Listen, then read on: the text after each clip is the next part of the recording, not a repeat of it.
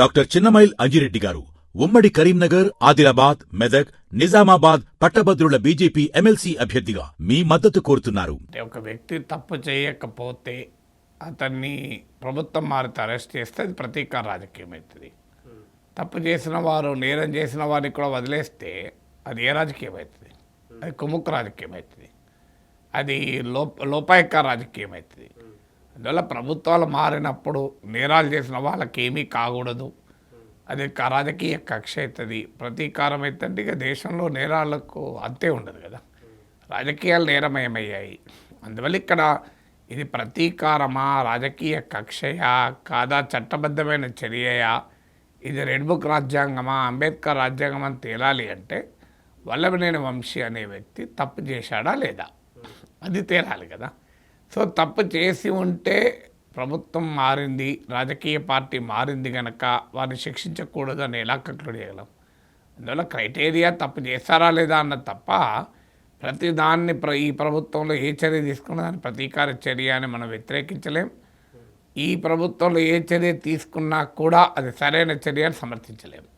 అందువల్ల ఇది case to case, ఆ కేసులో న్యాయమైంది, నిజాలు ఏంటి, ఆ కేసులో ఆ వ్యక్తి దోషియా నిర్దోషియా, ఫేర్ ట్రయల్ జరుగుతుందా, ఇన్వెస్టిగేషన్ ప్రాపర్గా జరుగుతుందా, లేదంటే కేవలం ప్రాసెస్ ఇస్ ద పనిష్మెంట్ అని హరాస్ చేస్తున్నారా, ఇవి తేలాలి. ఎందుకంటే మన దేశంలో ప్రభుత్వాలు అరెస్ట్ మాత్రమే చేయగలుగుతాయి, కానీ జైల్లో పెట్టి తొక్కలేరు కదా. న్యాయ వ్యవస్థ ఉంది, న్యాయస్థానాలు ఉన్నాయి, సాక్ష్యాధారాలు ఉండాలి, ఇవన్నీ ఉంటాయి.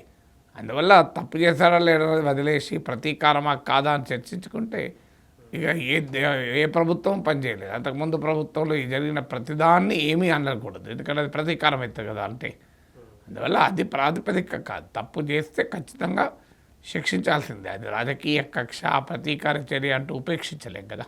అంటే ఈ కేసులో వాళ్ళ భార్యని, వల్లభనేని వంశీ భార్యని కూడా పోలీసులు అదుపులోకి తీసుకున్న పరిస్థితి సార్. ఇట్లా లేడీస్ని కూడా టార్గెట్ చేయడం, లేడీస్ అయినా తప్పు చేస్తే లేడీస్ భారత శిక్షాస్మృతి, భారత న్యాయ సమితిలో ఏమైనా మహిళలకు మినహాయింపు లేదు కదా. అందువల్ల ఇక్కడ భార్య భర్త అని కాదు. నేను వల్లభనేని వంశీ తప్పు చేశాడు అనడం లేదు, ఆయన భార్య తప్పు చేశాడని కూడా అనడం లేదు. నేను అంటున్నది ఏంటంటే ఒక సూత్రం చెప్తున్నాను. It's not related to any individual. అది వల్లభనేని వంశీ ఇంకోరా అనేది అనవసరం. అల్టిమేట్గా పలానా కులం కనుక కేసు పెట్టకూడదు, మహిళ కనుక కేసు పెట్టకూడదు ఎక్కడా లేదు. పిల్లల వరకు మాత్రం కొన్ని ప్రత్యేకమైన మినహాయింపులు, ఎగ్జంప్షన్స్, రాయితీలు ఉన్నాయి. అంతే తప్ప మిగతా అంతా నేరమే కదా. అందువల్ల ఎవరు నేరం చేశారా లేదా అనేది తేలాలి తప్ప ఇది మనం ఇక్కడ కూర్చొని మీడియాలో ఒక ప్యారలల్ ట్రయల్, సమాంతర ట్రయల్ జరిపి వల్లభనేని వంశీ దోషి అని ప్రకటించి జైల్లో పెట్టమని తీర్పులు చెప్పడం కాదు. వల్లభనేని వంశీ నిర్దోషి, ఆయన పైన ప్రతీకారం తీసుకుంటున్నారని చెప్పి ఆయన కేసే పెట్టకుండా ఉండమని చెప్పడం కూడా సరైనది కాదు.